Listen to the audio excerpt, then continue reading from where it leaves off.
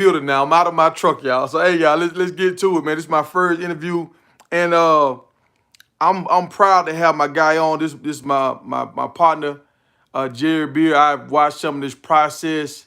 He had his son going to a bunch of camps and playing multiple sports, and it kind of put my mind in a whirlwind because I noticed the change from when I played sports back in the day to how sports are now with the travel ball and everything and how many games they play. It just blew me. I was like, wow, he's playing this many games.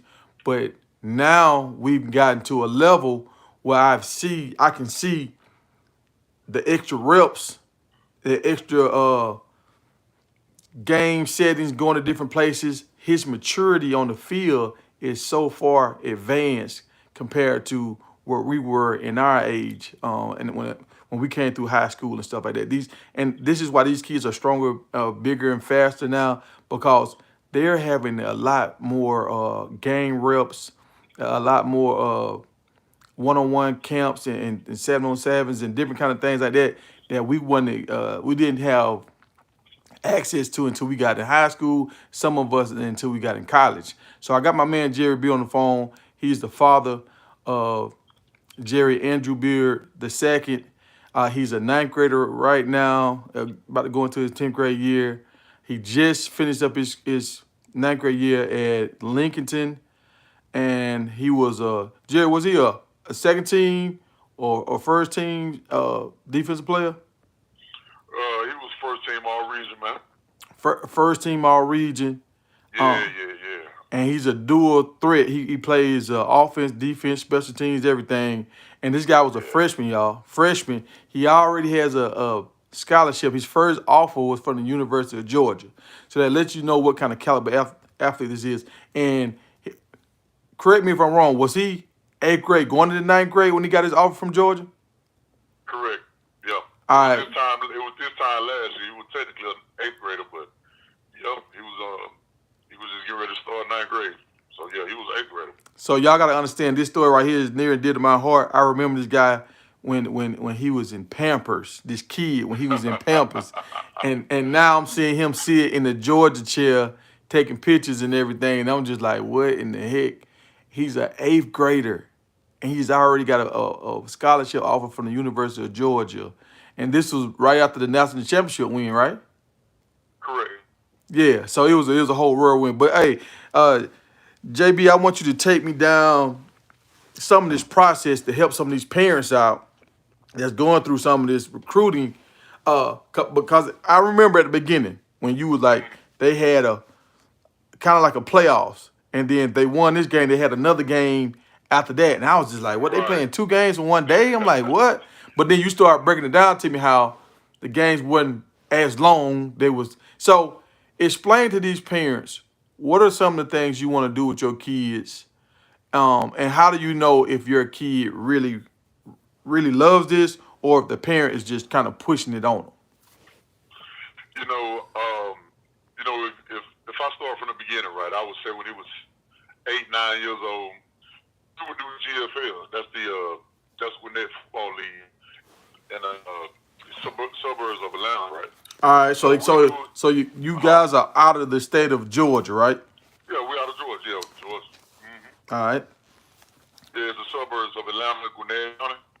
Um, so basically, man, what it is GFL, and what we used to do, we used to play. I think it was 8 regular season games. Then you got playoffs, right? Then you got a championship game, Uh-huh. and that was pretty much the season. It was probably maybe about 12, 13 weeks long if you kept winning, you know. So after the season, because the season, I'm not gonna say it's so short, but the kids are not playing like regular games like NFL, high school. The quarter's only like 6, 7 minutes, right? So it's not like it's a very long. So are they Uh, running clocks? Is the clock running and continuously that's or is another you thing. If the score is at a certain spot, they'll go ahead and start a running clock. So if you skunking a team by let's say 2, 3 touchdowns, they'll start a running clock, right? And if you're on a good team, like he was a couple of times, he'll be during the season it'll be running clock 3, 4 games. Now you shorten up the season. Well, what ended up happening after the season we played in the tournament on and it was called the Bullies. The Bullies is a reference to baby bulldogs more so than like a bully in a high school, like somebody that tries I to, got you. I you got know, the bully. Yeah, yeah, the try to dog bully. breed Right. bullies. Yeah. So it was just called Bullies. And back then, when you and I used to talk about when they used to play the tournaments, they had 5 minutes quarter games, and the kids would play maybe 2 games a day over the weekend, kind of like travel football. You know, it was a lot of hard hitting. It was more just letting the kids go out there and just mix it up with kids that's not in the same area as them. You know, and through that, you know, that gave you an extended season, right? Yeah. So so the kids loved it, the parents enjoyed it, and you know, over a period of time, what ended up happening, he did it. I guess. So you trying to say after the season they played another season that was kind of like a more aggressive flag almost. Can I Well, say no, that? it was tackle football. It was tackle football, but I will say it was kind of like a season after the season. So you played just about the same amount of games, but you did it over maybe like a 2-week period. All right, so parents, I want y'all to understand this, and people that got kids, and this is what I'm talking about. I've seen this kid play. This kid plays at a high level. Like when I go to NFL games and NBA games, I notice how these kids play on a different level. Like I talked about the guy that might commit to Colorado. He's already a USC commit. Juju Lewis, I want to say. Out of character, correct. Yeah, the character. He plays on a different level. His it's like when players say they're in the zone and everything just is just going slow, they can just see everything. Like that's Right. when I saw Juju play, he's not rushed at all. When I saw Andrew play, he's not rushed at all. He takes Right. his time. He's under control. Like I seen him catch a pick off a deflection. Like he never any false steps or whatever. He's always under control. But listen to what he just said. They played one season. After they was done with they first little league season, they went into another season. So now when a normal kid gets 8 games a season, he's getting 16 games. And if they go to the playoffs, championship game, that could be an additional, 3, 4, 5 games? That's right. Yeah. That's if they make it. Right. So if they make it to the playoffs, he might play 20 games that season. That's more games than some NFL teams play. Yeah. Now I'm understanding why these kids are so much stronger and faster than what we were, because they're getting so many more reps. But you know the thing is, it's not just the games, it's the practices. So you got to think, if you got a game, you may have 1 game a week, but you got 4 practices going into that game. Yeah. So it's more so the preparation than it is the games themselves. Because a lot of times the games are the less strenuous out of everything. Yeah, I got you. You and I both know we played college ball, so preparation during the week, especially when you're talking about Georgia military, Appalachian State, what you do during the week, it almost makes Saturday easy. So a lot of the time what the kids are doing during the game is just, they doing what they prepare for during the week. So you know what I mean? So the games are just fun and easy. You know what I mean? And look, I got a large Colorado audience, so I got to tie this in. Okay. This is what Coach Prime talks about. Like, if I see you do it at practice, I can trust you doing it in the game. So now this guy, his kid is on some sites they're showing he's the #1 athlete in the state of Georgia coming out for his class in 2027 class. So he I just got a call, threw my mind off. So by him practicing hard, when he gets to the game, he's able to pretty much do the same stuff in the game because he's done it so many times at practice. And absolutely, the game slows down. At practice, you're working specifically on this one thing, but in the game, there's a lot of different things coming at you. But because of practice, it's almost like muscle memory in your mind.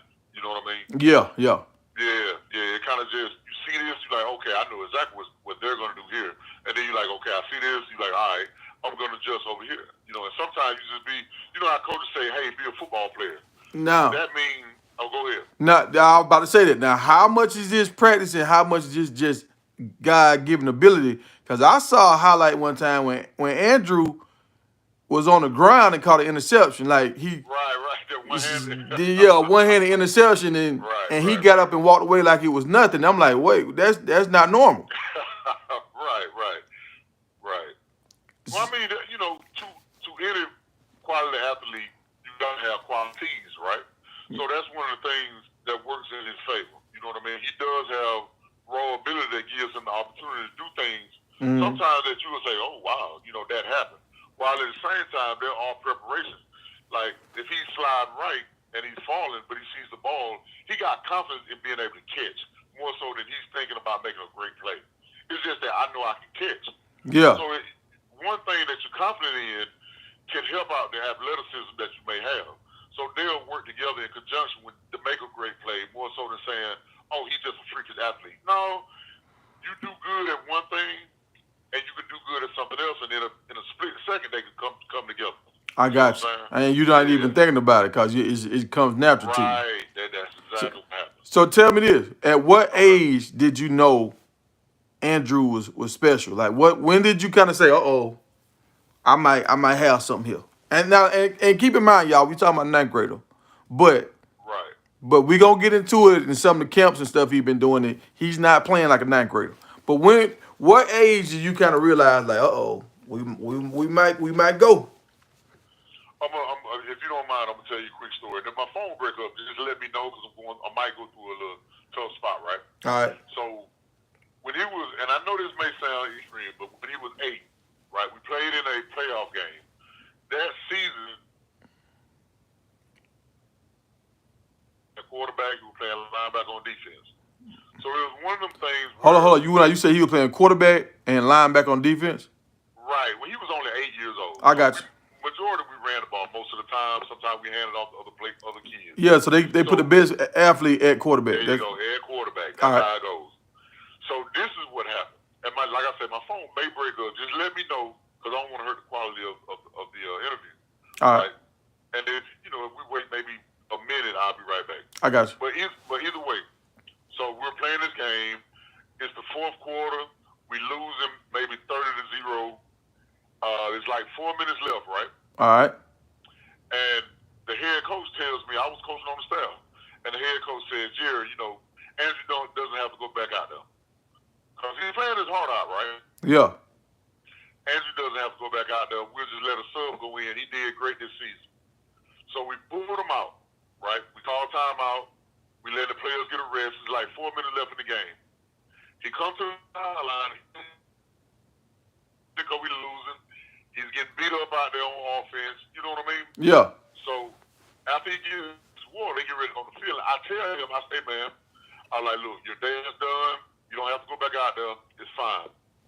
He looked at me with tears in his eyes and asked me, "What did he do wrong?" What did I do wrong? And I don't do wrong. Like, you played a great day. Your day is just over. We're going to let somebody. And he was like, "Dad, I want to play." But I said, "Son, we losing." You know what I'm saying? Like, "Hey, man, yeah. We losing. You out there get, it's not much blocking, but he out there playing defense at a high level." Yeah. And he like, "Dad, let me play. Like, can I play?" So you seen him where he had that dog in him where he was just like, "Look, I don't care if we winning or losing, we still got some more time on the clock. I might can make a difference." I can make a difference. If nothing else, I can make a play for my team. We can at least score. Like, that was his mindset at 8. And so for me, I got emotional, but I like Coach. He wants to go. And Coach was like, "All right, let him go." And he played his heart out, man, to the whistle. So I knew then, at that point, there was something else. That was it. I'm gonna tell you the day when I knew it was different. We was having a conversation, and you said he want to make sure he scored every game. Right. What grade was this? That was 8th grade. I mean, that was no. That was. Yeah, that was younger than 8th grade. That was 8 years old. Yeah. That was 8. So I want y'all to understand this. Some of the stuff this guy he said he wanted to score every game. Like, and he's playing defense on a high level too, y'all. And did he score every game? Did he make that come true, or did he fall short of that? No, he did. He did. So he scored every game. And then the other thing y'all talked about is he wanted to be one of the top players. Absolutely. Absolutely. One of the things that I think we don't shed enough light on is individual goals, right? We we outwardly talk about team goals a lot, Mm-hmm. and those are very important because it's a team sport. But individual goals are just as important as team goals because now it's all about you doing your part. So when you're at home and you're working away from the team, you're working on yourself. So it's very important to set individual goals because if you make your individual goals, a lot of time you're helping the overall picture in your team goals. So Yeah, so you spot on, right? I got you. I got you. And I know you have two boys, and Two sons, yeah. yeah, two sons. So is the younger son just like the older son, or are they different? They different. You know what I mean? My younger son, he did football for 2 years, six and eight, and he's gravitated to soccer. He's going back to football this season, but he's more of a free spirit, more artsy. He's done soccer, baseball. He's done volleyball. He's done karate. You know what I mean? So he's kind of moved around a little bit. So And it and the reason why I'm asking this is because okay, with the success of his older brother, right, you play sports, mom plays sports. correct. Is it a like a little something in the house where it's kind of like, all right, man, you up next? Like, come on, we got to do something, or are y'all just gonna let him kind of just be artsy and go his own way? Not at all. Not at all. Um, One of the things that I think is not talked about sometimes in general is when we plan for college and higher learning for the kids. A lot of times we talk about financial payment. We always talk about paying for your kids to go to college, Yeah. right? Mm-hmm. Let it be a fiscal responsibility. Well, that's not what me and my wife did. That's my wife and I. We didn't talk about the fiscal responsibilities of, hey, we'll pay for your college. What I said was, we're paying for your college, but we also doing it through your DNA. We gave you the ability to pay for your own college from a fiscal standpoint I because got you. you have the physical and the mental DNA that we gave you through, what we have. Yeah. Where if you get up off your butt or you put forth an effort, your college will be paid for off your own fruition. You know what I mean? So Mm-hmm. even with the success of his older brother, he understands there's a lien that's put on him that's a burden of performance. Now, Yeah. don't get me wrong, we're not overbearing while at the same time we consistent. Like, hey man, as long as you being persistent, you're gonna be okay. You will get something. And if you want to get what you want, now you got to put a different level of work in. Now, don't get me wrong. If he just doesn't make the cut, of course we'll try to pay for college. Don't get me wrong. Yeah. But But it's but the you're not gonna mindset. just throw it out there and say, hey, don't. No, You gonna make him feel like, hey, man, if you don't figure this out, you might not be going. that's You, exactly right. I got you. I got you. Give him a That's little exactly push. right. That's right. It keeps from being lazy as well. You know what I mean? All right. So now, what's too much? Because I remember a long time ago we was watching these videos with the little guy.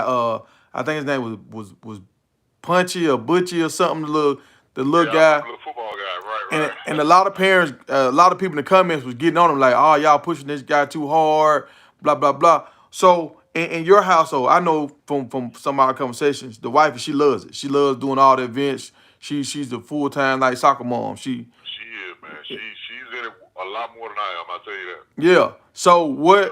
what has it ever got to a point where you like, okay, this is too much on my son, or did you kind of have to learn, okay, this is the new norm? Cause when I'm saying this, I remember the Tommy John surgeries and stuff in baseball. A lot of these Right, kids was starting to, right. they throwing so much, it was Wearing messing up. themselves down. Yeah, yeah, exactly. Yeah, yeah. Well, what I would say is this: like, every person knows their child, but a lot of people don't know themselves in relation to their child. You see what I'm saying? I got So you. you can know your kid and you can see their ability or what they need to work on, but we don't know sometimes as parents where that threshold is where we doing too much, right? Mm-hmm. So in situations with us in my household, we don't. I don't never really look at it. Even listen, I'm speaking to it while at the same time I'm listening to myself I got you. When my kids were younger, I incorporated training by playing with them. When I felt like my playing with them became agitated, frustrated, and I got mad because what they weren't doing right based off of training, it was time for me to stop doing that. Because I don't want to supersede them enjoying their time with their dad to them hating doing what we're doing together. Okay, so you saying if y'all go out and y'all play basketball, if y'all go out and y'all hitting the ball or y'all running Right. through cones or whatever, Uh-huh. when everybody having fun, you gonna keep doing it. But when you gotta say, hey, y'all come on, get up. I need like turn the game off. Let's go out here and do our reps. And you can kind of tell they got shrunken shoulders and all this stuff. You will pull back like, oh, I'm doing too much No, now. no. I'm not gonna say that because I'm gonna tell them what they need to do when they need to do it. Uh-huh. What I'm saying is that we're in the process of doing it, and it gets to a point where it's, Dad, we're tired. Like, Dad, we this, Dad, we that. And this is the early stage. This is before they realize what they want. This is 5, 6, 7. When you're just playing with them. I got you. Like Andrew and Jacob were doing cone drills and rope drills, and we literally playing, but they're actually training. You make it fun. You make training fun. Yeah. You disguising playing with fun. You know. With fun. Yeah. Well, training with fun. Exactly. Yeah. Man, we had kids bop on.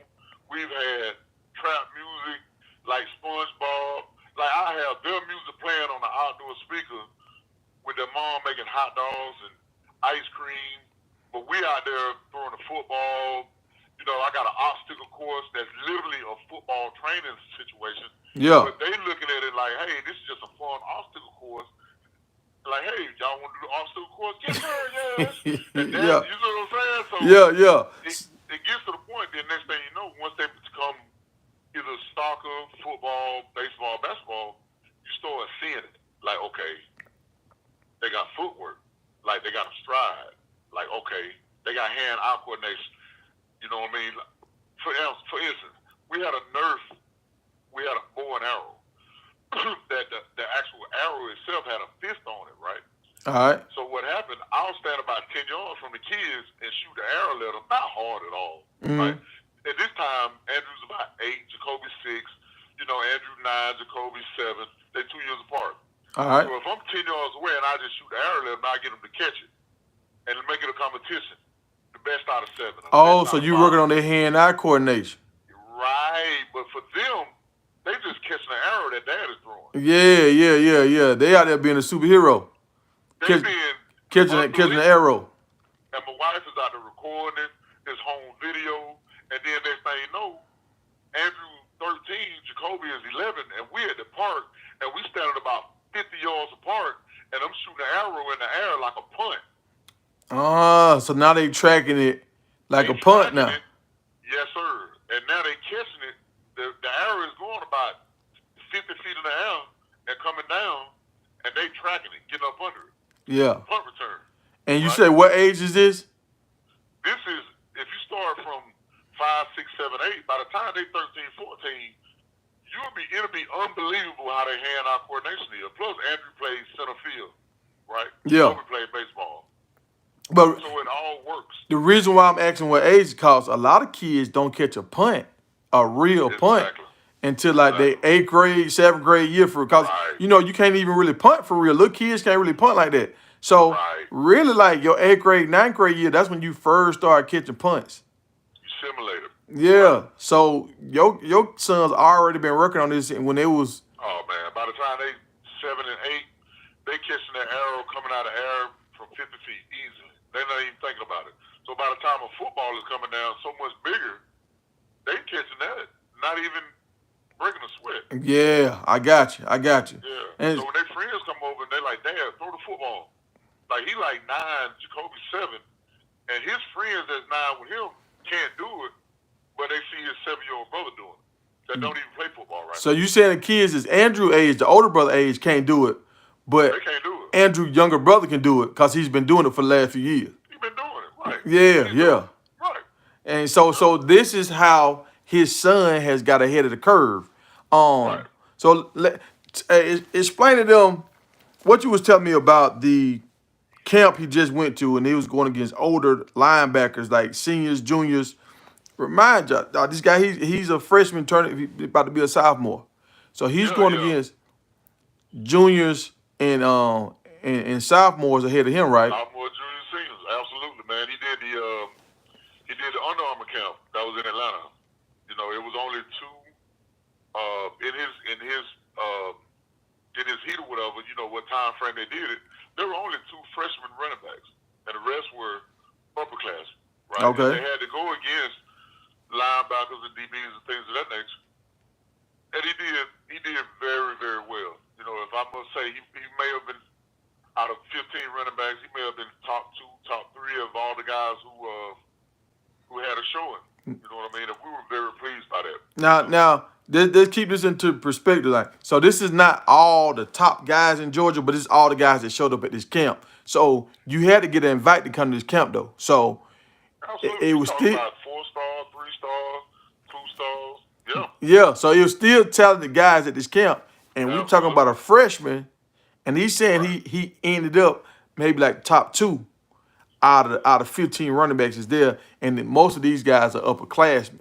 So right, right. he's doing this on a high level, and I saw some of the clips. I wish they would have had like a senior quarterback throwing to him because the balls was coming out a little weird. But Yeah, yeah. yeah, I so feel you. it kind of took away the effort when he was giving the guy some nice routes, but the quarterback couldn't put it on Right, him. Yeah. right, right. Mm-hmm. So for the parents that's trying to get their kids Uh-huh. into school, what kind of camps do they need to go to? Is it can they go to any camp, or is there certain camps you need to try to make sure you get your kids in? Well, what I'm reluctant to do is say, hey, don't go to this camp, don't go to that one, because, of course, you know, you don't want to say, don't go to this one, and the right person may have been at that camp, right? Yeah. So it's no guaranteed camp to go to or not. But what I will say is what we did, I can tell you about the camp that we did go to, All right? right. We started off in middle school. Middle school we did prep red zone, right? We did Future Stars, and we did football university. Prep red zone is more of a skills test camp, right? Kind Mm-hmm. of like when you get to high school and they start going to rivals. Now, are these Georgia-based camps or are these national camps? Like, No, they national camps. okay, Now Future Stars is more of a southern camp. It's more of a Georgia, Carolina, Florida type situation. I think it's expanding, but Future Stars actually has a game attached to that camp. okay. Future Stars, that was the game he played in that I saw. That they screamed. It was a All-Star game. It was like they had the It was an All teal Star game. That was teal the kind eighth of grade colors year. on. Right, Okay. right. And FBU has an All Star camp, and it has a few All American games. It has ties into the freshman All American game for Adidas. You know, Okay. it's a pretty big deal. So FBU was that which was opening up the program talking about was the camp that he had like the tournament in Beaufort, Georgia. That's 6th, 7th, and 8th grade. Mm-hmm.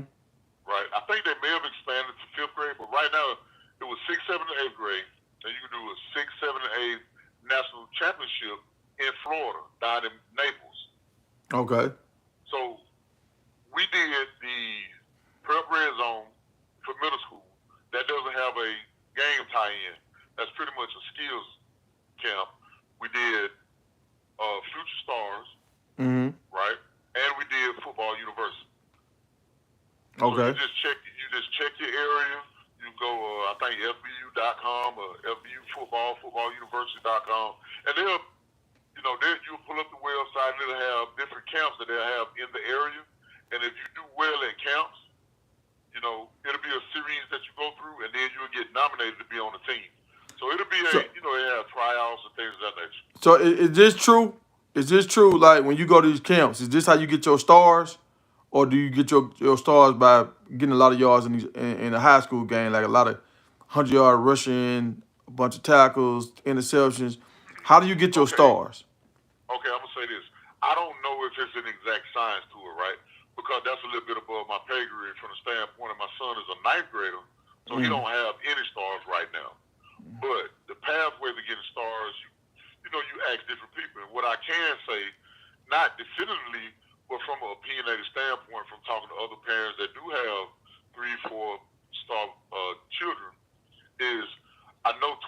24/7 Sports, they carry the stars. On3.com, they have stars, and Rivals. So those are the three major outlets that can give you a star rating. While at the same time, all three of those don't have camps. Rivals is the only one that I know of those three that'll literally have an actual skills test camp. Not to say the others don't, but Rivals is the only one I know of. Okay, so that's why you say. So if you go to Rivals for show, somebody's gonna see your kid. But Absolutely. if you go to these other camps, you never know if On3 or 24/7 and all them, they might be there in the crowd somewhere or walk around the field. You just never know. Now I'm gonna tell you something. You have shout out to Russell Manziel. He does a lot with On3.com. He has a camp that ties into the On3 part of it because he works in that arena. He works at On3, right? You said Russell Manziel? Is he in his it? name is Rusty Manziel. Rusty Man, is he any kin to Johnny Manziel? I doubt it. No, the last names are spelled differently. So okay, all right. I doubt it, right? Mm-hmm. But what I will say is, he has an MVP camp, right? And it's an understanding that if you go to that MVP camp, if you perform well, Russell Manziel holds a Georgia elite camp, and these are some of the best players in the state of Georgia. Okay. So that's once you start going to different camps, you'll get a feel of what camp you like, what you don't like. I feel like this camp is just for finances, or this camp actually has people there that can help. So when you go to, I hear people talking about going to a Clemson camp or a Georgia Tech camp. So if you go to a Clemson camp, is it just Clemson people there, or do you have South Carolina people there too? No, you have an assortment of different people, coming to those camps that actually be working to help working those camps. Andrew's been to a couple of Clemson camps. He's been to Georgia Tech, Georgia State, Georgia. So you can go to a Georgia, let's say you can go to a Georgia Tech camp, but somebody from Georgia might see you there, or somebody from Clemson could see you at a Georgia Tech camp. Absolutely. Oh, okay, all right. That helped me out a lot, because sometimes I was like, well, if you don't want to go to Georgia Tech, why would you go to a Georgia Tech camp? But you never know who might be there. Absolutely. And see, the thing is, sometimes, contrary to some beliefs, right? Mm-hmm. Everybody's child is not a Power 4, Power 5 conference type player. Yeah, so You may go to Georgia Tech, and you may have kids there from Albany, a coach there from Albany State, or Vadal State, or FAMU, or Jackson State, mm-hmm. Or Arizona State. I mean, it can vary, right? Yeah. Not throwing, granted, Arizona State is Power 4, but at the same time, you get where I'm coming from, like Elon or Western Carolina. Smaller school might see them. Absolutely. Yeah. Absolutely. So you actually helping yourself by going to this camp, because you open the doors to other schools that could probably see you. Absolutely. Yeah. All right. NILs. Mm-hmm. Correct me if I'm wrong. I heard with the player Juju Lewis. Right. They kind of open up. He kind of helped Georgia to open up the NIL deals in the state of Georgia. Is that correct? Now, next year, is the door wide open for guys to get NIL deals in the state of Georgia? It is. It's kind of. It's not. I don't know how wide open it is, but what I will say is, based off guidelines in the state of Georgia, I think you can commandeer an NIL name, image, and likeness deal, mm-hmm. while at the same time it can't be affiliated with the school that you attended for a high school player. So if you do have, let's say, a spokesman type situation with Michelin or something like that, you can't have any Valdosta uniform, Valdosta shirt, polo, hat, anything of that nature. It's completely independent to whatever school that you actually go to. Okay, so if this just make a company called a Cookie Factory. So if the Cookie Factory wanted me to one of my child to be on one of their advertisements, he can't wear the school paraphernalia, like no right. Nothing. Okay. It'll almost be just like a summer job. What you mean, like a summer job, like a? Just like you may go to work at CNC, you know, yard raking field, and he rake yards for 8 hours a day, or work at Burger King. Yeah. It turns into more of a summer job, but it's granted, yes, it's NIL, and he's working for this money. Mm-hmm. But just like you work at Burger King, you don't have no affiliation with your high school, right? I got you. I got you. When you go to It's Burger like an King, independent job. you wearing Burger King stuff. You not. That's You, exactly right. yeah, yeah. So, all right, but instead of them doing as many hours, what they would do is just get them like a little lump sum for appearance here and there, stuff like that. Right, because you will hope that enough people know his image, and they can recognize the likeness to start, Yeah. So it's the branding part of it. Exactly. Yeah. Exactly. Okay. All right. And so what schools have offered him right now?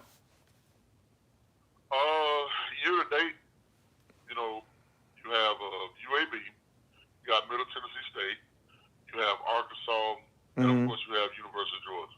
So those are the 4 teams that that's shown early belief in them. All right. So you got 4 official offers. Is there any other schools that's kind of y'all might be setting up some visits or anything? I would say yes.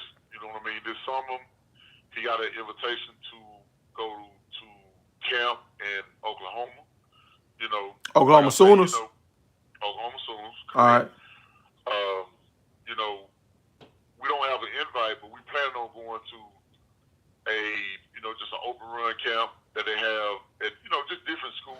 But we plan on going to Pennsylvania. My wife is from Harrisburg, so we plan on going up to Penn State. Penn State. So what was that with Notre Dame? Yeah, he took a visit to Notre Dame campus last season. That was during the season, right? So a visit don't mean they're interested, or is a visit just we? It depends. It depends on it depends on the interest level, right? All right.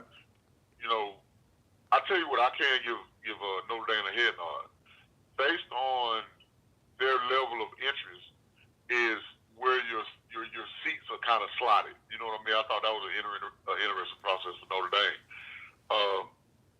They'll contact you. Hold on. So based on how interested they are in the player, that's how close you like sit to the field or something? Absolutely. So I'm gonna tell you one of the most interesting and cool things about the Notre Dame visit was, granted my son's a freshman, right? Yeah. So he's not gonna be on the field with the guys that's already committed. Yeah. It's almost like a pecking order. That's what I appreciate about different schools, that they're not going to roll out a red carpet just because you are a 4-star sophomore. If you're a 2-star senior that's committed to them, they're going to cater to this 2-star senior that's probably going to potentially play there in the fall. Okay, so once you show what you interested in their school, Notre Dame, or you saying most schools, they're gonna start catering you a little bit more. No, I'm not saying that. I'm saying if that individual plays, let's say if you're going to Valdosta State, right? For example, if you're a freshman, Valdosta State has an interest in you. If you're a sophomore, they're a lot more interested.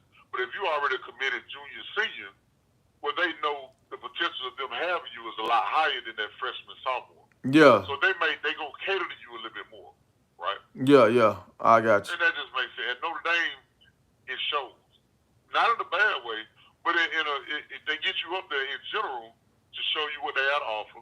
So now you leave there, you say, okay, now I know what I want to work towards. So and you work yourself in a position to be a person of interest more so than anything.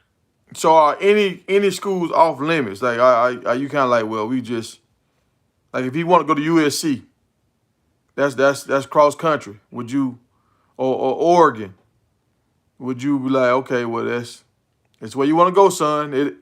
Or would you be like, hey, just try to keep this?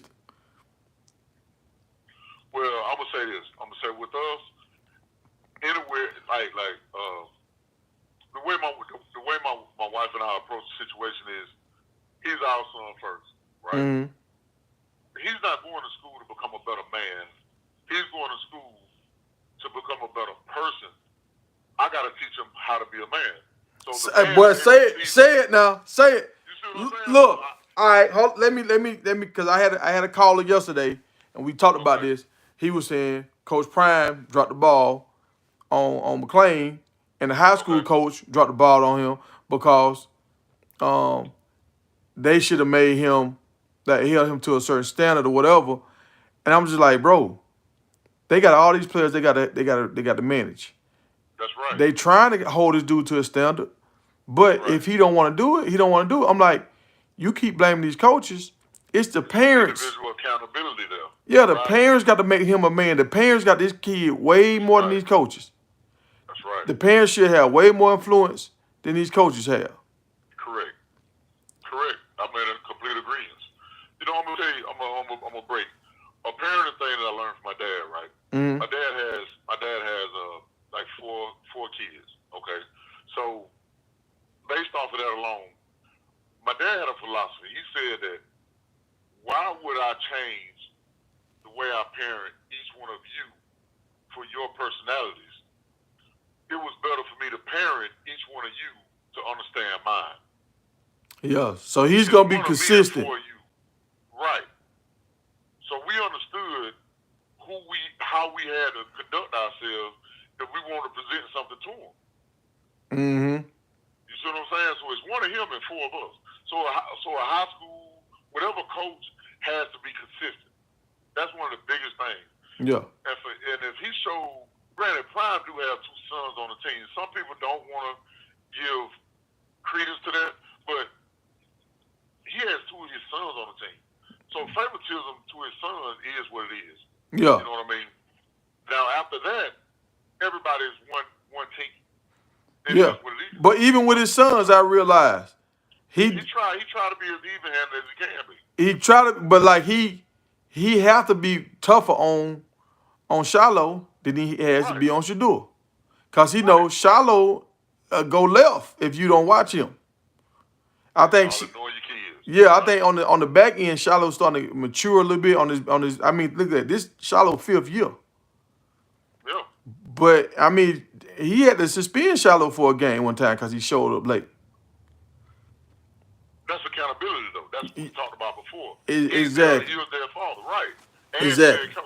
Right. Exactly. So it's always gonna be a little favoritism because it's your kids, but at the same time, what you're saying is, as the parents, you got to hold your kids accountable. The coach can do what they can do, but if you send a kid to college that's not doing what he's supposed to do, that's not the coach.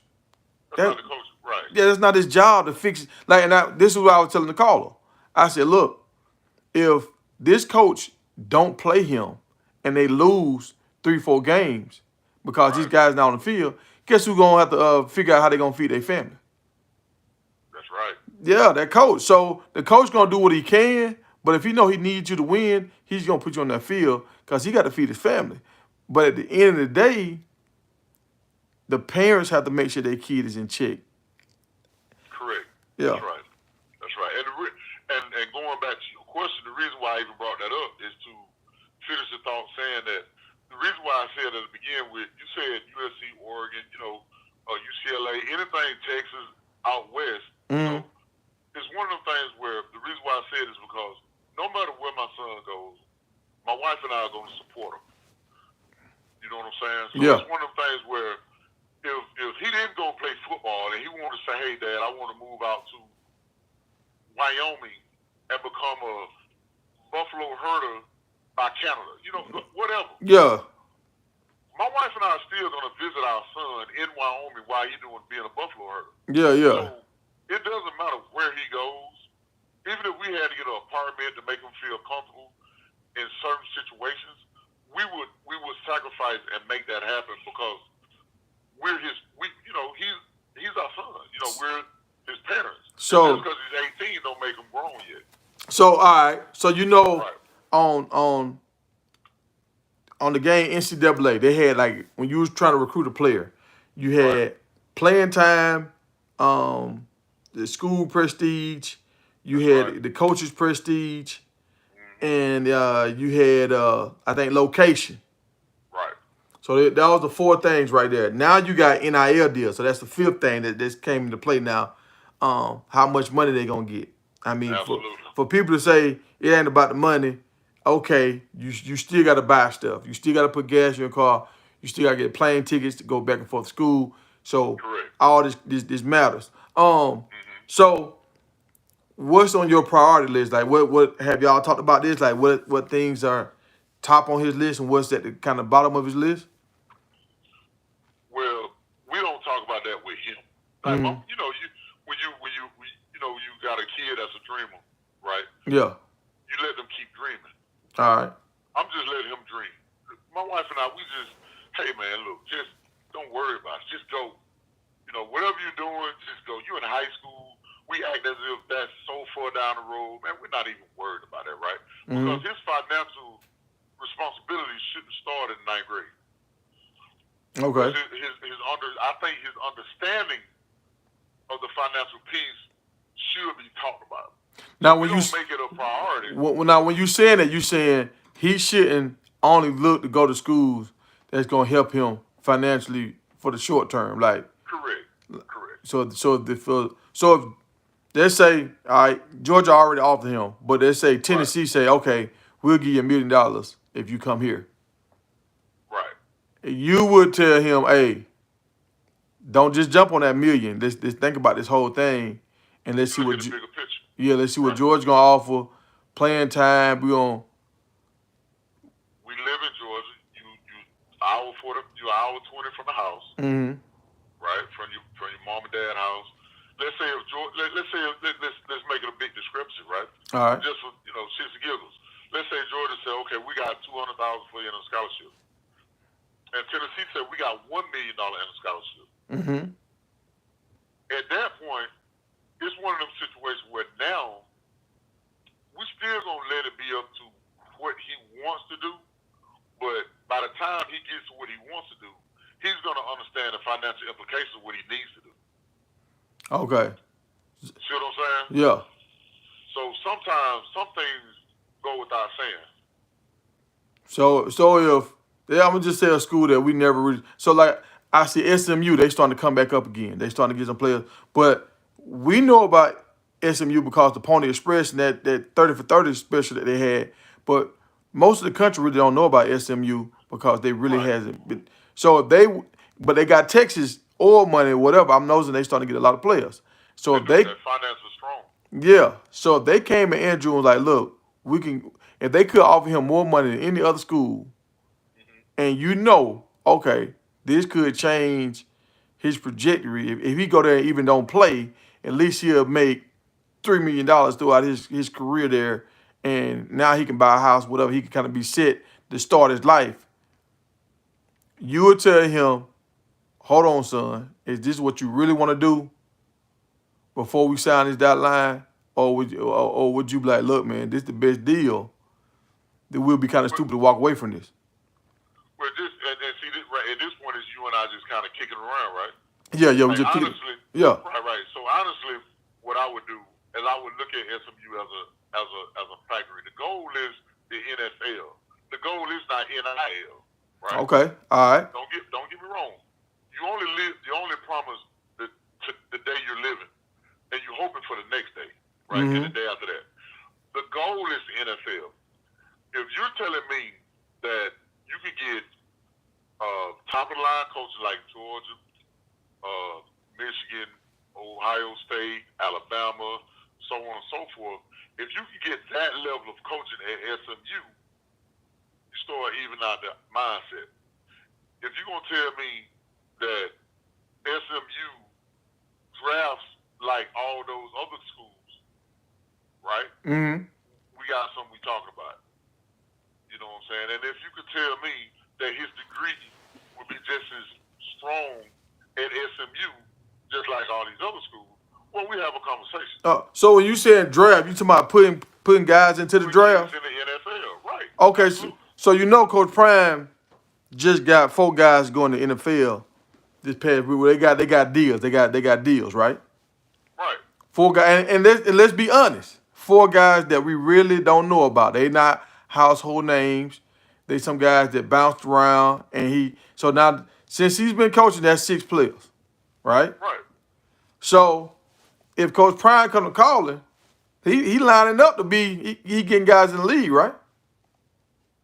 There's a difference in getting guys in the lead, and this is what we do. We're a lead factory. When you're talking about going from a school that does, about 8 to 10 guys drafted a year to going to a place that got 6 guys that start or not, you're going from an arc start to a continuous situation. Now you're talking about 3 years down the road. Who knows what Coach Prime, the level of success that he'll have. Yeah. You reevaluate it then. But if I had to come out today, that's not enough. Yeah, like Alabama broke a record this year. I think Alabama had 10 guys to go this year. You see what I'm saying? 10 guys. Georgia had 13 the year they had the national championship. So they got more than everybody. They get drafted in one single draft. Now, Michigan had 10, I think. So when you start looking at that, don't get me wrong. Just because you get drafted doesn't mean you don't go to the NFL. You got another 10 that probably went free agency. Yeah.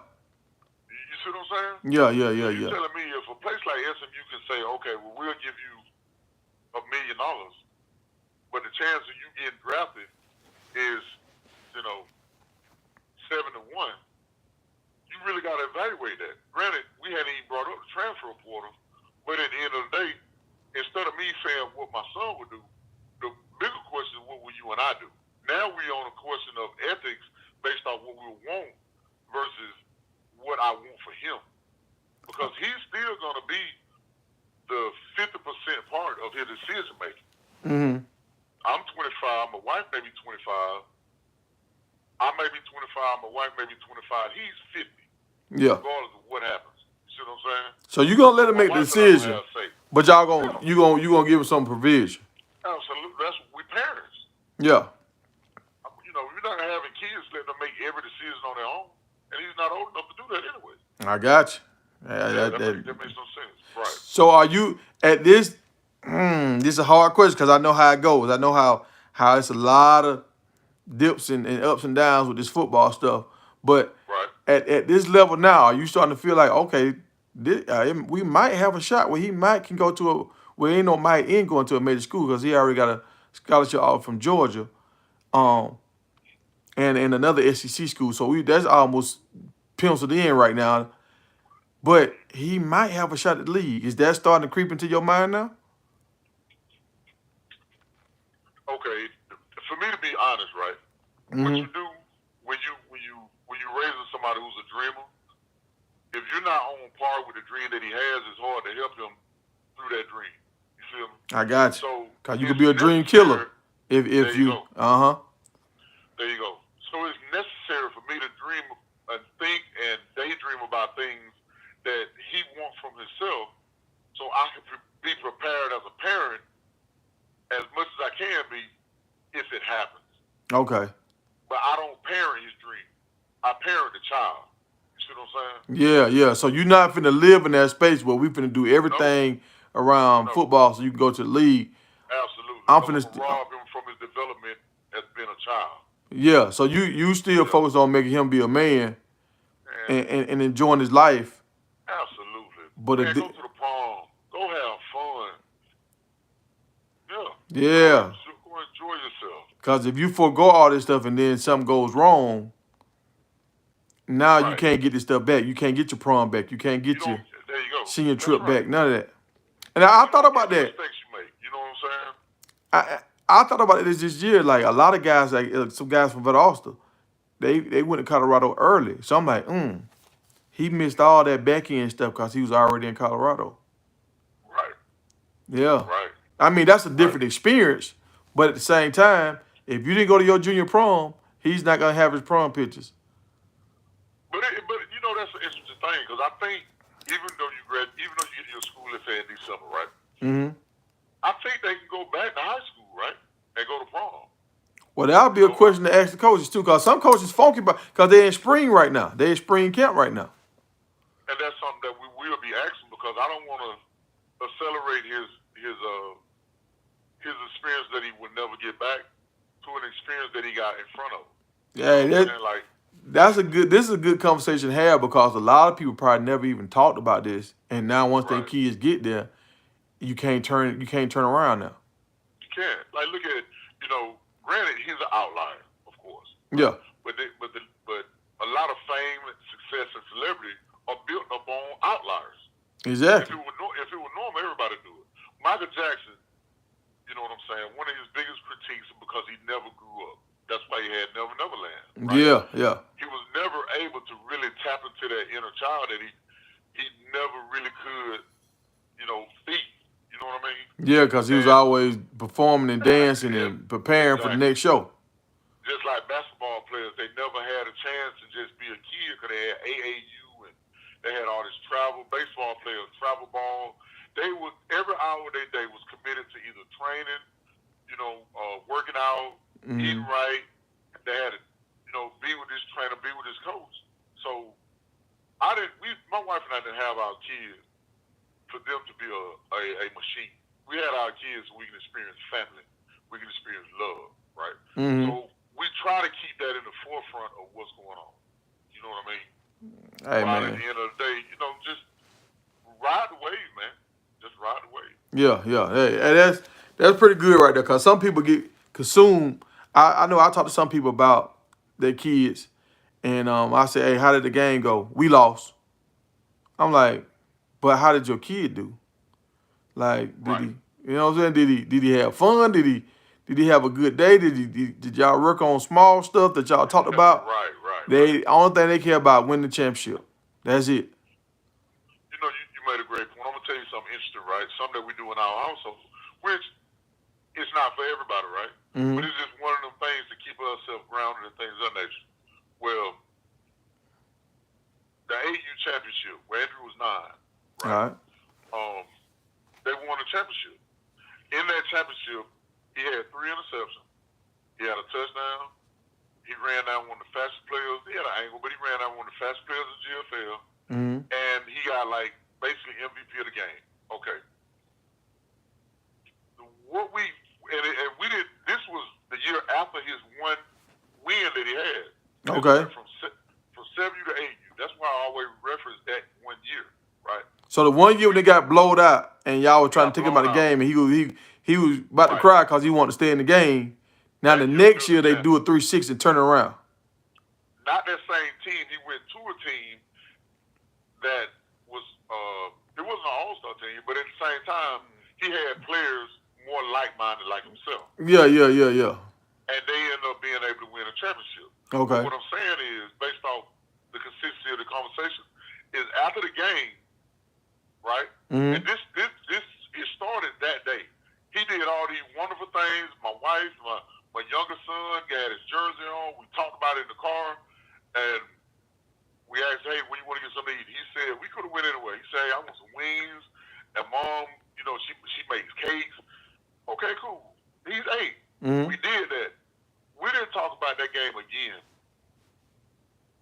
Oh, so now y'all switched back into That's exactly. We went right back to family. Yeah, right back to family.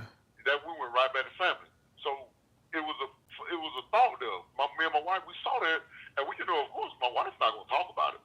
We laugh, we get it. We like, oh my God, we proud. But we didn't talk about it with him, and he didn't talk about it with his brother. And we were like, wow, okay.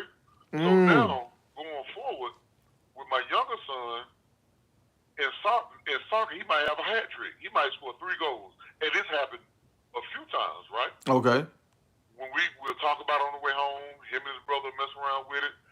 When we turn the key and go inside the house, it's not a rule to say we don't talk about this when we get home. No, it wasn't.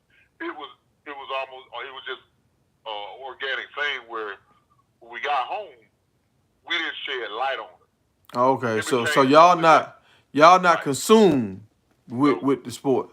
And tell me this, grade wise, how are they doing in grades? Oh, they great grades, man. Andrew made his first B, I think, in the 8th grade. Jacoby, he went from being kind of like an ABC, every now and then D, to from the time he got in 6th grade, he's been an AB student. So, my wife, she does an amazing job with that. Not to say I'm ignorant, but she really stays on top of their schoolwork. because they've never had curfew, things of that nature. Mm-hmm. So they have things afforded to them based off of, performance. Yeah. Like we don't do curfews. Now, if it's 2 in the morning on a school night, yeah, of course, go to bed, right? Yeah. But if it's 11:30, 12 o'clock, they playing. As long as you get up in the morning, you don't not give your mama a hard time. Man, we don't care what time you go to bed. So at some point, they're gonna crash out anyway. So you teaching them how to kind of manage themselves. Manage their time, absolutely. Yeah. And Time management. Yep. I remember one time you told me they was in kind of like the upper level classes, like I don't know what they call AP classes. AP classes. AP. Yeah. What is AP? What does that really mean? Well, it was more so Andrew started out with it before COVID, right? I think AP classes. I just learned about it last week because my wife she navigated that space way more than I did. Yeah, because I know college prep. So when I'm hearing AP, on my mind on the exact. Right. Now, don't get me wrong. I don't know what it's abbreviation for, but at the same time, I used to think that my classmates in high school, when they took like honors class and things of that nature, I thought they got a whole lot more work. I thought they learned way more than I did. That wasn't the case. AP classes count more towards your GPA.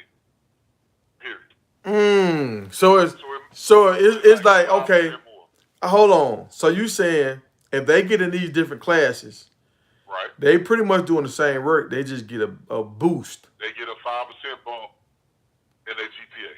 Yep. So that's how you see some of these kids like, damn, he got a high because he was in these upper level classes. He was in upper level classes. But if you didn't get in these upper level classes from the beginning, like 7th, 8th grade, or 6th grade, now you can't qualify to be in those classes. Yeah, so you get stuck in this lower tier, and the lower tier have to work harder to get the GPA. Oh man, you just taught me something right there, bro. Exactly, and it almost guarantees you to be in line for a college fresh type diploma or to do well on the SATs because you have to keep up this grade point average or a certain level to even still be able to be qualified for these classes. You know what I mean? Okay. So to be in these classes though, you have to keep a certain grade point average. As far as I know, I think so. Okay. Yeah, my wife, she navigated in that space. We didn't. You know what I'm saying? Yeah. Well, I mean, that's how it's supposed to be. Y'all double teaming. You doing a lot of the sports stuff. Man. She doing a lot of school stuff. But y'all doing game day. Both of y'all contribute. Absolutely, man. Yeah. Real. Yeah. That's a fact. You know what I'm saying? Well, look, man. Look, I'm proud of the whole the situation. I'm proud of you. Proud of Andrew. I want to get out to some games this year. I'm gonna try to make it out to some games. And where could does he have a Twitter or Yeah, it's Jerry Andrew Beard II. The Andrew part is italicized. Of course, that's my name as well, but we call him Andrew. Just go to X, go to Twitter, type in Jerry Andrew Beard II, and it should just come on up. You know what I mean? Okay. All right. Well, look. All right, we've been going for an hour. We're gonna wrap this, but do you have any closing statements?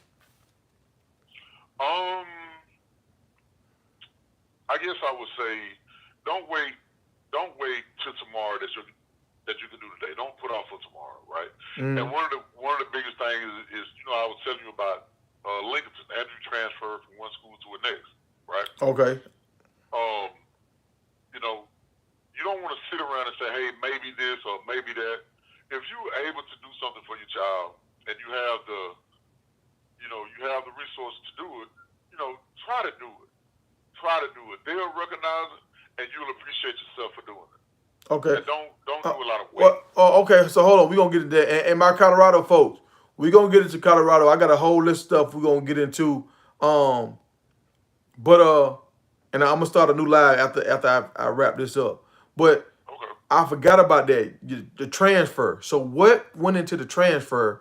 Why did y'all? Because you took this kid back home to your hometown, where you and your cousin and your brother and all y'all state champions, all this kind of stuff down there. Y'all school known for winning state championships. Y'all got rich history. Y'all got family. People pictures on the wall, all this stuff. So he went back there. He made the second team all defense. First team, yeah. All First team right. all defense. So he performed at a high Exactly. level, but you Right. decided to move him to another school. Now, did y'all get Correct. backlash for this? Why did you make the move? And like, tell me more about that, because I know a lot of people go through this. And one more thing I want you to add: did they Okay. try to block you from going to another school? Okay. I would. Well, I'm gonna start with the last thing first. I don't know. I can't say definitively if they tried to block us or not, Mm-hmm. because if they did, that would be a conversation from one AD to the next, from a principal to a principal, or a coach to a coach. So for the parents, we wouldn't know if they did or not. You know, we did. It was like, I would say no, because it was seemingly a casual process for us. So Mm-hmm. I don't think they tried. If they did, you know, that's their character, not ours.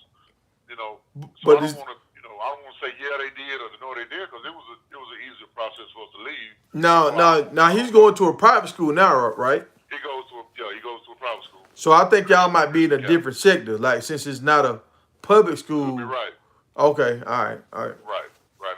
That may make a But difference. and y'all But change the address too, though, right? yeah, we actually have to relocate. Yeah, Okay, so that's okay, another difference too. So okay, because all we're right. still up on the Georgia High School Association rules, right? So yeah, that's for 12 months. We have to have that as our primary residence, and we're moving this month. So y'all see So that? Y'all see that? People in the chat, his son is transferring to another school, but they went through all the proper steps.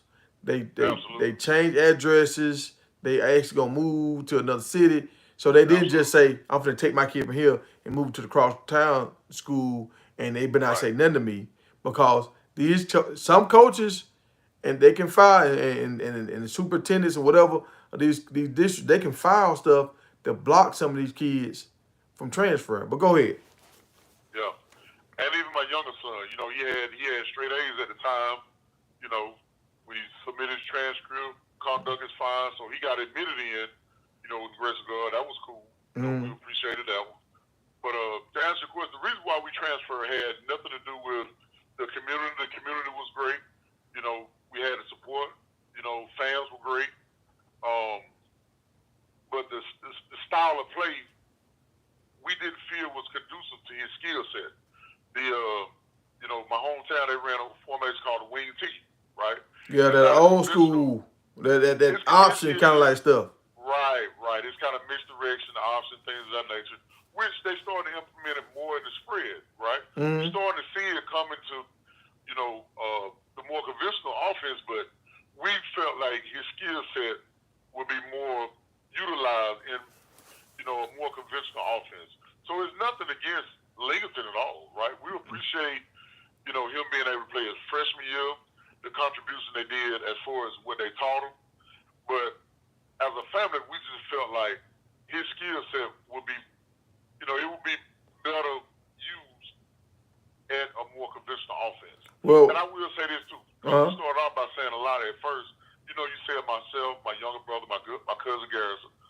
So, and a lot of my other family members that did well in football and friends came from Lincoln, which is a fact. mm, But I think Dave Chappelle made a great point when he said you have to be wise enough to know when you live in your story, but you have to be humble enough to know when you're a part of someone else's.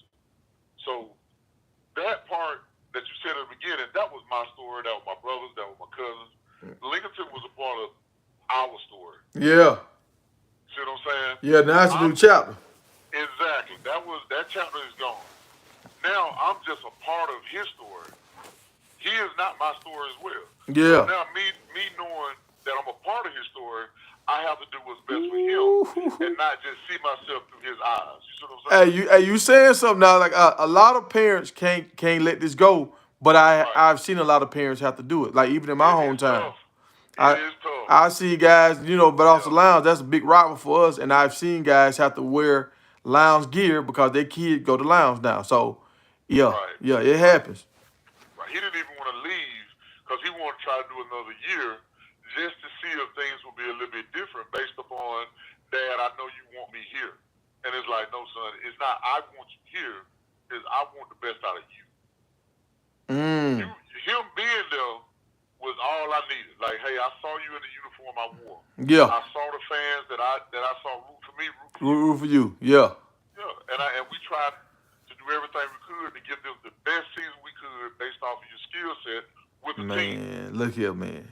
Look Yeah, here, man. I know that's a good feeling right there, bro. I know that's a great feeling. It was a great feeling, but that was a great feeling for me and for the family. But now this is a better situation for him, I think. So, hey, just like you had one good feeling, hope you can have another one. Right? Yeah, look, I gotta live through you on this stuff because I don't have no kids, so I gotta enjoy y'all moments. No doubt. And let's just some ladies in the chat that want to give me a baby. I'm free this weekend. We go ahead and knock it down right now. But okay, so the transfer really wasn't because of we don't like it here. It was just if we go to another school, we can a school that better fits his skill sets. So that's how we looked at it. Yeah. So and that's what I was trying to tell. It's more we wanted to go to Prince Avenue than we wanted to leave Lincoln. Yeah. I got you. Cause now he can get more stuff from the new school. Okay, I got you. Potentially, right. Yeah. And that's why I was trying to tell a lot of people from Colorado, like a lot of these kids are leaving Colorado, the running backs, is because they're in the passing offense.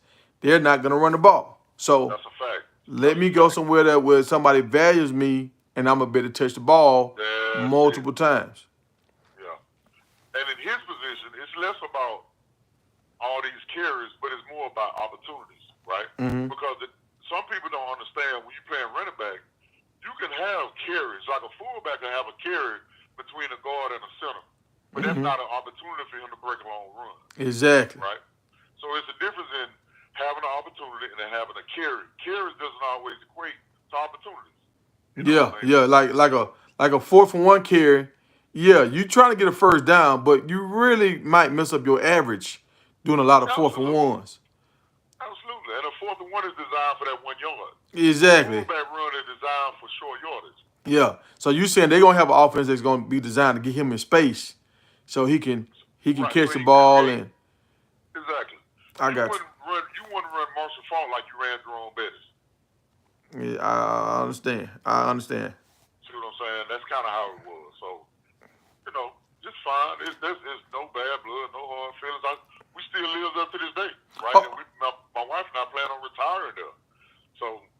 Yeah, so y'all, it's just a straight business decision. Like we just. Absolutely. I got you. No harm, no foul. We came in peace. We leave in peace. My wife is a school teacher the other day. And you said something pretty cool. The quarterback name is Ben, right? It's Ben. Yep. And your son first name is really Jerry. So it's Jerry. Yeah, so it's Ben and Jerry. It's Ben and Jerry. That's it. Hey, y'all need to go ahead and get that NIL deal, man. Go ahead and get that thing. Hey, you know me, I'll put it out there. Hey. Right. Hey, I like ice cream. Yeah, we can have all the ice cream we want. Hey man, how sweet it is. We gotta let them guys see if they can figure out to get a good season up under their belt. That might be a conversation, right? Yeah. Hey, I got a question for you. What's on your mind? All right, because I know you was a running back. Your cousin Gavin Hurst, he was Georgia great, and he did his thing in the NFL for a long time. I've been seeing something going around on the internet, and they were talking about the best running back trios or whatever, like that was all at the school at the same time. Everybody was throwing out the running backs from Auburn, Arkansas, and Hurricanes, right? Okay. Are you familiar with those groups? Oh, absolutely. All right. Do you have a group to add to that? The best stable of running backs. Now I don't. You said add to it, not who's my favorite. Well, who's your favorite out of that group right there today? Because I got a group to add to it. I got a group to add to it. So who's your favorite out of what they've been saying right now? Out of who they saying right now, I won't argue against Running Brown, Cadillac, Williams, and Jacobs. All right. I can't argue against them because out of that crew right there, you had top 6 draft picks out of them 3 guys. Mm-hmm. Only 2 of them. I think Running Brown went 2. I think Cadillac went like 5, maybe something like that. Yeah. So just off of that alone, that proves that hey, these guys were legit. Now, when you're talking about Clint Portis, Frank Gore, and what's the other name? McGahee. Willie McGahee. Mm-hmm. I think those three were the better tandem. Like, I think they were better as a group. Now, Okay. Frank Gore was hurt. He was hurt the whole time. So But I think from a talent standpoint, all three of them, I think they were better. Yeah. All right. So who's your group you want to add? I think I might know. I don't know how you gonna squeeze them in here, but let's hear it. Yeah. I would add. I think it would be Sona Michelle, Nick Chubb, and Todd Gurley. Okay. All right. And now I said that on one of these posts. I can't remember what space I was in. I said that. But this is a group I thought about yesterday. I was like, oh, we just sleeping on this group. Okay. Dog, Jerome Bettis, Ricky Waters, and is it Derrick Brooks, Reggie Brooks. Reggie Brooks got drafted, I think, in the first round to Washington.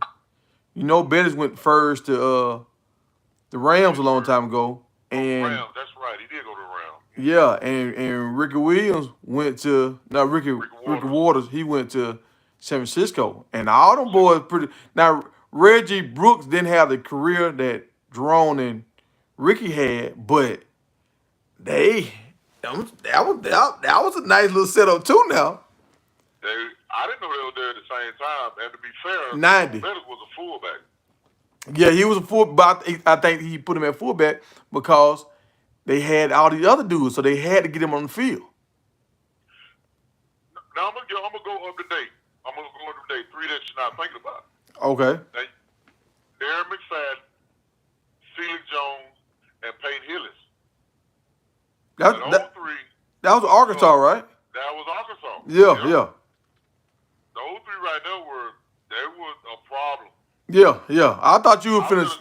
I thought you were somehow trying to say Reggie Bush. Yeah. And you finna make up another name. Just finna make up somebody. I didn't have a third running back. Yeah, I thought you were finna make up somebody. I said, here you go. Hey, if I could have had that third running back, I was gonna say Reggie with Lindell White and that guy. Yeah. But I can't find him. Hey, Reggie carried the load for everybody. Oh, one last thing. I'm gonna let you get up out of here. I'm gonna get back to my normal show. But you know, Reggie got the Heisman back, right? Absolutely. Oh, I posted my Facebook page. Absolutely. All right, but you know the NCAA still locking him out for his stats, his yards and all that. Okay. They still haven't gave it back to him yet. So even though he got his Heisman back, he's still erased from the record books. USC. Okay. So I'm like, how you get your Heisman back, but then the NCAA won't overturn they rule? Ridiculousness. Yeah, man. Yeah, that's ridiculous. I mean, people give the NCAA a very, very hard time when sometimes the governing body of the NCAA, I think people don't realize the NCAA don't make a lot of money off the CLB, college football, man.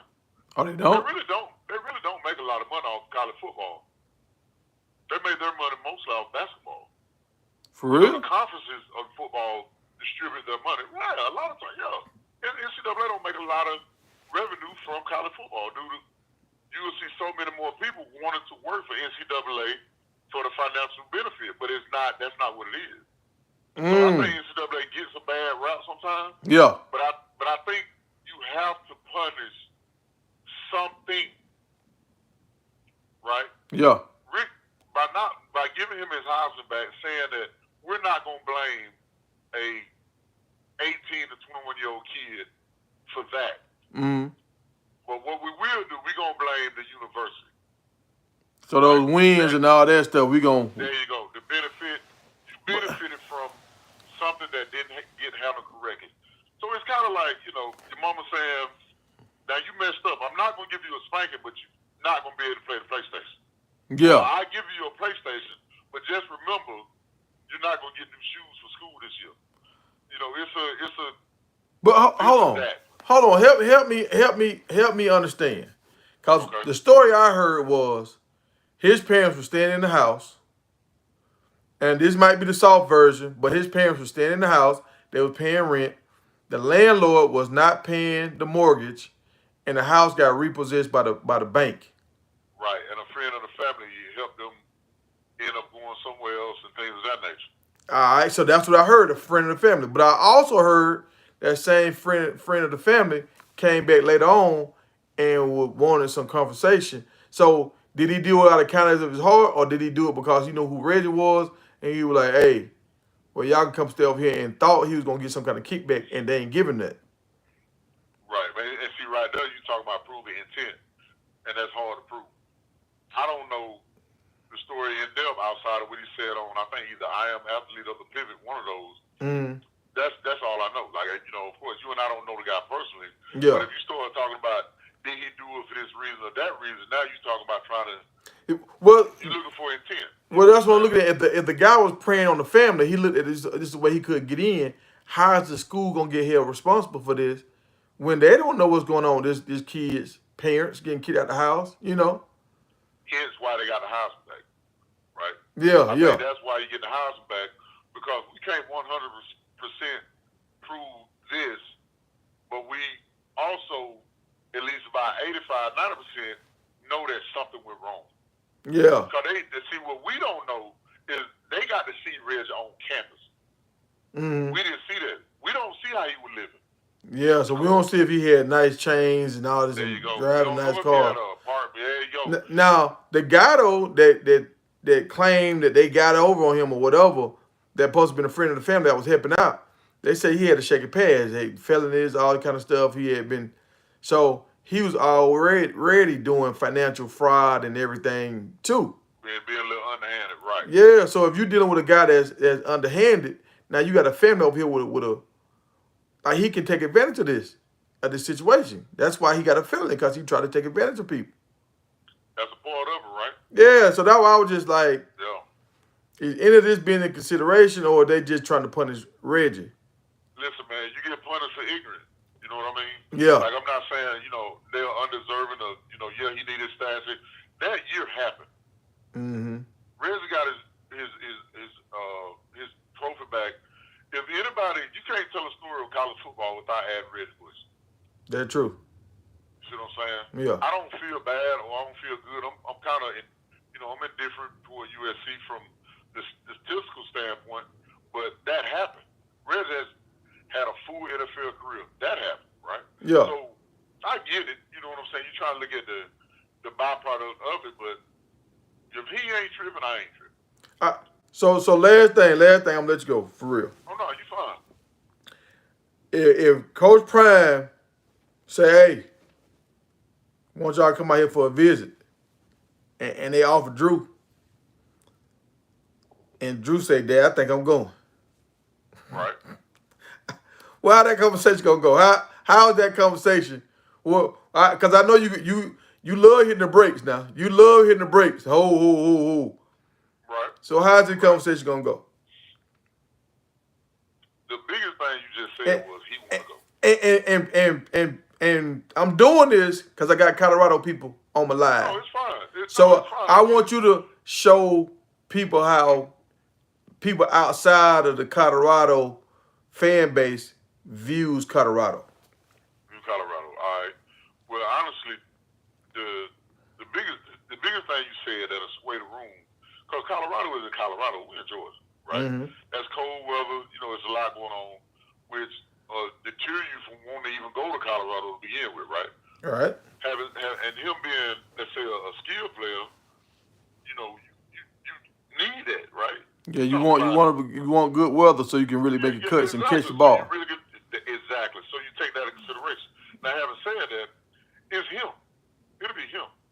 Like, we'll go out there and like any other place and see the site, see what they got to offer, see what we got to offer them, and see if they align, right? Mm-hmm. And if he wants to go on a visit there, what I will say is it'll have to be his junior year, where it has to be an official visit what they can pay for, because Colorado is not Tennessee. It's not down the street for us.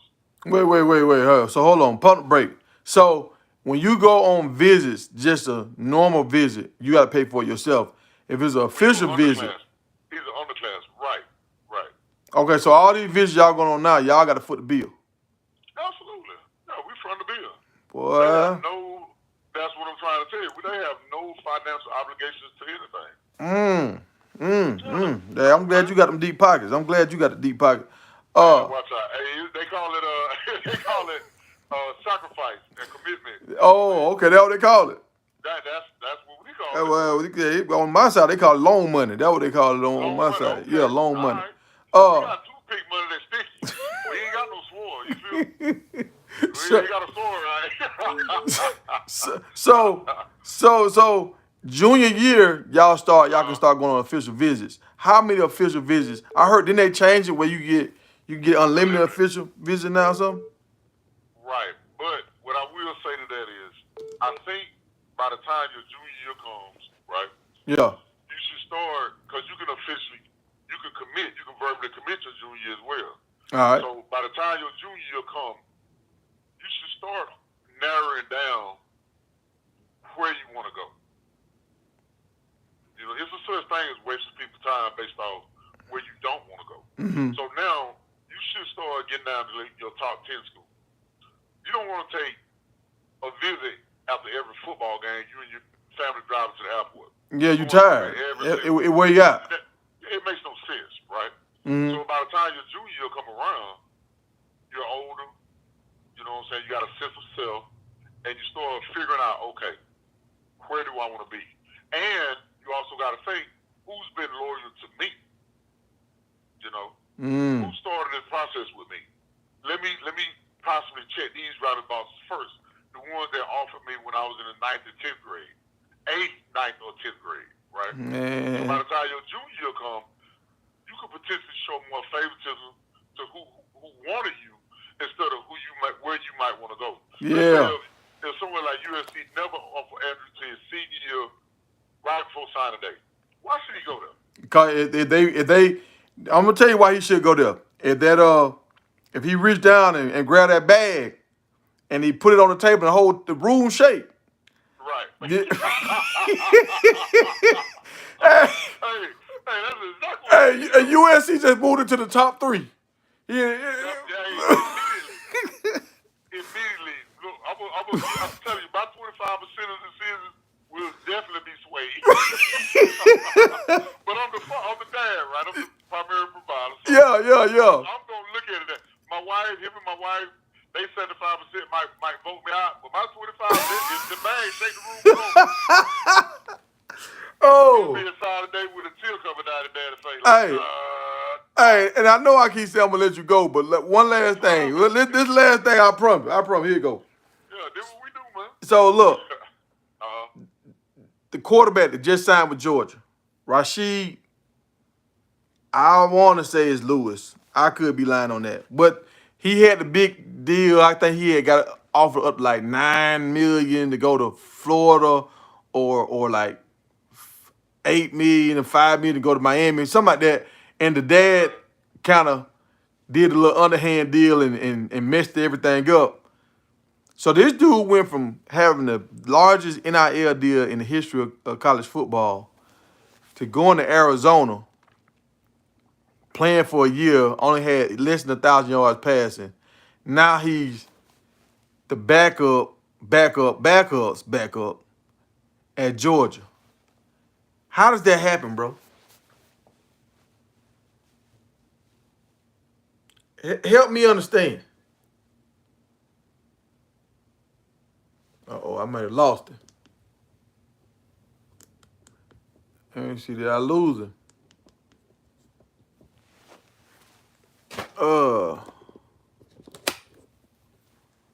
I lost him, y'all.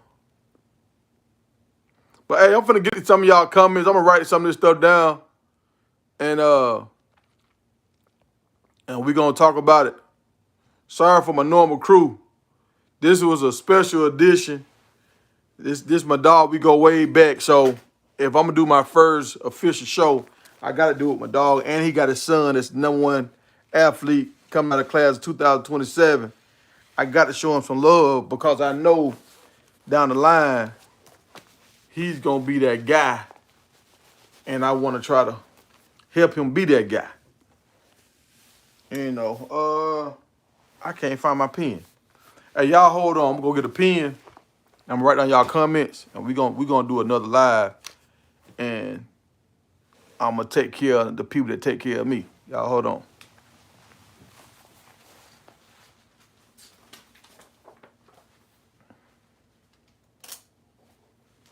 I got a pen right here. I got a pen right here. I know I had a pen.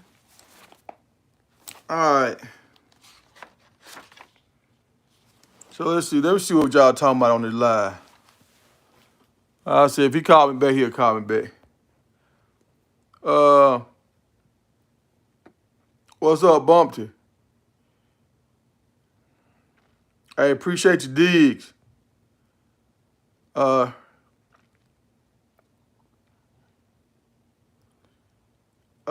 Every time you see Shadur going viral yesterday. LG, I seen something about Shadur yesterday.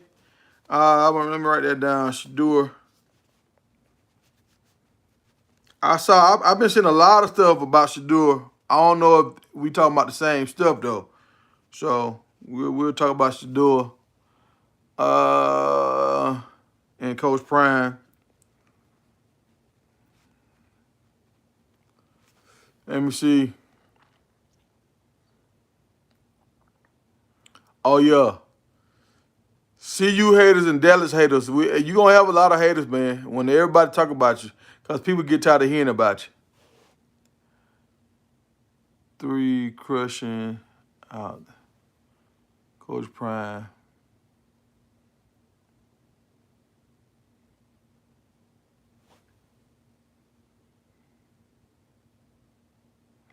Oh yeah, Shadur going. He going high. We ain't got to worry about that. What's up, Will?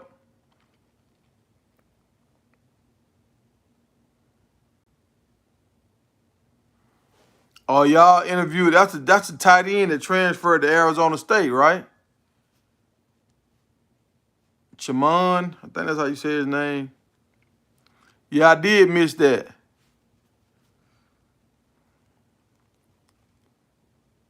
Mateya. ESPN2. That's cap, sir. Let me see.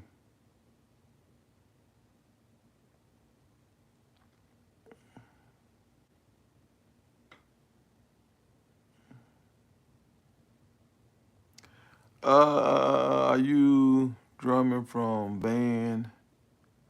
Oh man, I ain't no drummer. Appreciate you, Wild Dog.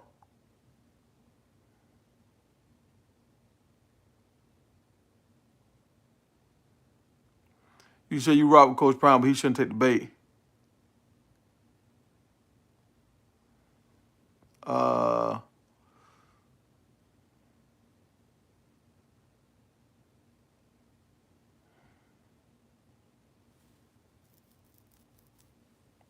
uh,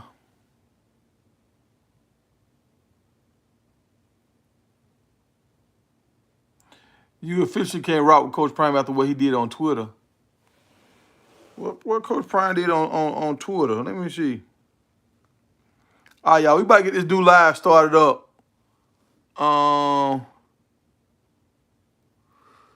Y'all give me a second. Give me a second.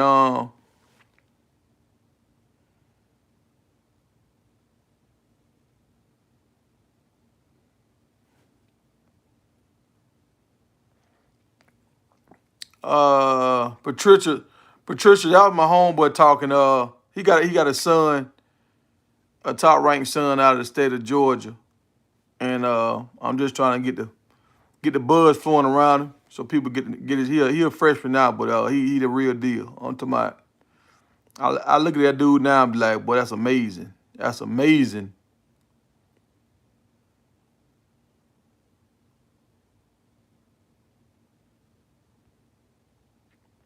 I'm from the South, baby.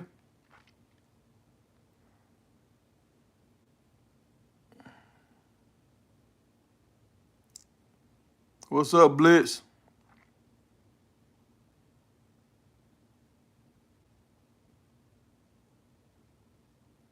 No, man, you ain't never too old to talk bad English. You talk like however you want to talk.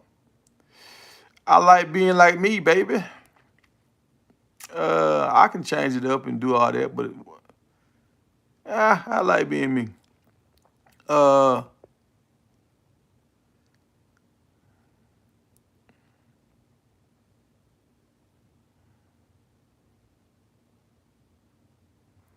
they on Twitter space right now getting it in.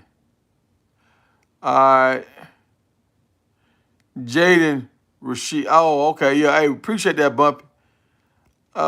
$14 million. It was $14 million. I don't know. Damn, it was $14 million. That's a lot of money. Hold on.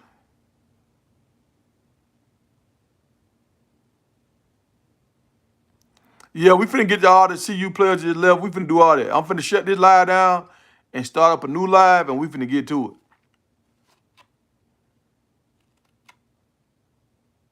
All right, y'all. Give me about 5 seconds. I'm finna start up do me another thumbnail and all everything, and we gonna get that started up. So I'm closing this down. I'm gonna start me a new live in about 5-10 minutes.